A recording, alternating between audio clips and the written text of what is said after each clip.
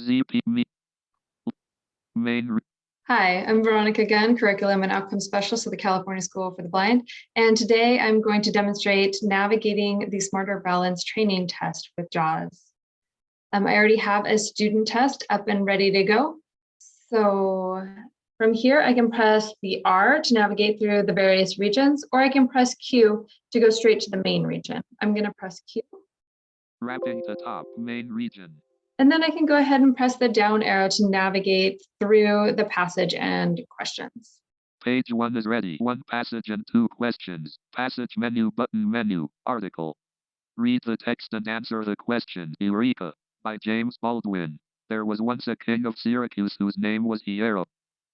So your student is going to continue to press the down arrow or pan on the braille display if they're using one. We don't have to listen to the entire passage, so I'm going to go ahead and press H to get down to question number 1. Required question number 1 heading level 3. And then I can go ahead and press the down arrow. Item 1 menu button menu. Click on the 2 sentences that best support the conclusion that Archimedes is very observant button. Okay, so it said observant button. If I press space or enter here, a pop-up window will appear with the definition of observant. If this becomes distracting for your student, if there are a lot of buttons, you can always emboss those passages and questions. And if they need those definitions, they can come back to the student interface and get access to the definitions. I'm going to go ahead and continue to press the down arrow. A.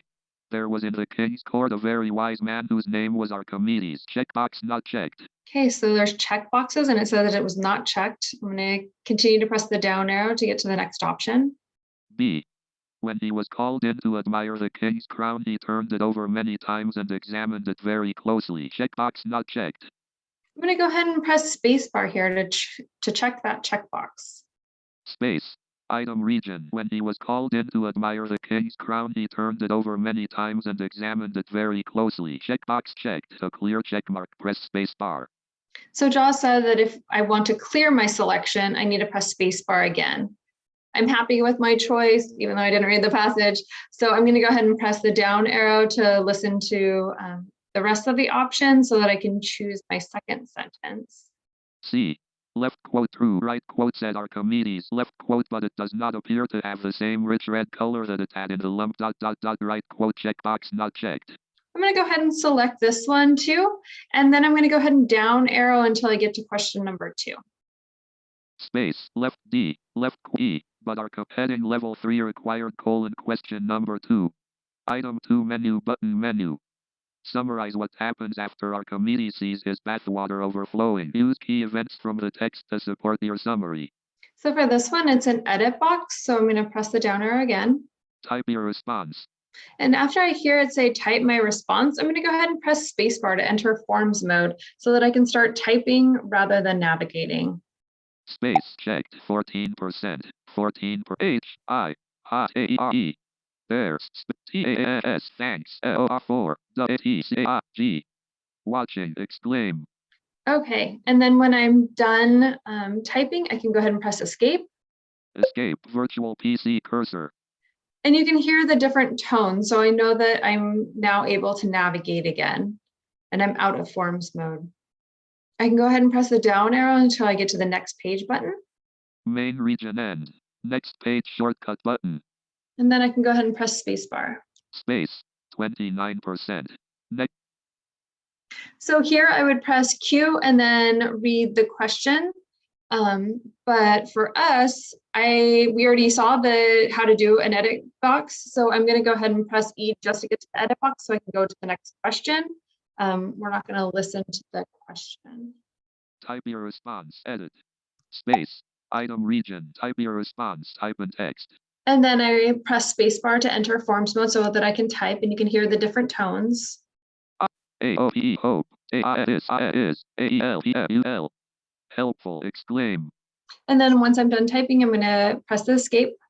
Escape virtual PC cursor. And then I'm going to look for that next question or the next page button. Main region end. Next page shortcut button.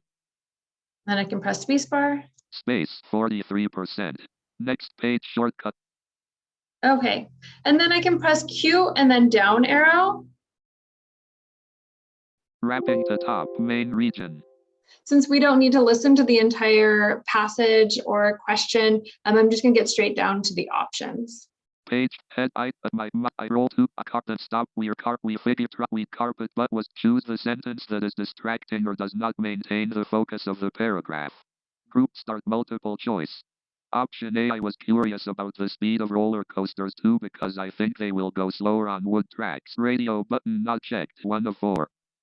So I'm gonna go ahead and select this one by pressing the space bar. Space, item region, multiple choice, group. Option A, I was curious about the speed of roller coasters too because I think they will go slower on wood tracks. Radio button checked, 1 of 4, 57%. And it said that it was a radio button. So this is a good time to make sure that your students know the difference between radio buttons and checkboxes. Checkboxes, you can select multiple checkboxes. And if you want to change your answer, then you need to go ahead and unselect the option that you don't want. Whereas a radio button, if I choose a different option, it will change my answer from what I had to what I want now. So right now I have A selected. If I want to go ahead and select B, I can press the down arrow. A.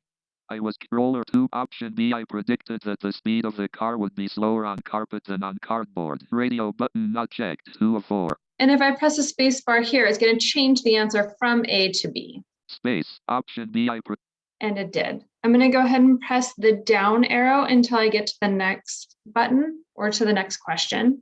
B. I precarbon up D. We use period, group N, main region end, next page shortcut button. And then I can press the space bar. Space, next page shortcut button. Okay, this one has a video or a sound clip that we're going to listen to. So I'm going to press Q to get to the main region, and then I'm going to press the down arrow. Wrapping to top, main region. Page 4 is ready. 1 passage and 2 questions. Passage menu button menu article. The world's oldest pottery. Listen to the presentation, then answer the questions. Start playing button. So when I get to the start play button, I can go ahead and press the space bar to start it. And then just remind your students that they need to press that control as soon as it starts. Otherwise, JAWS will talk over the presentation.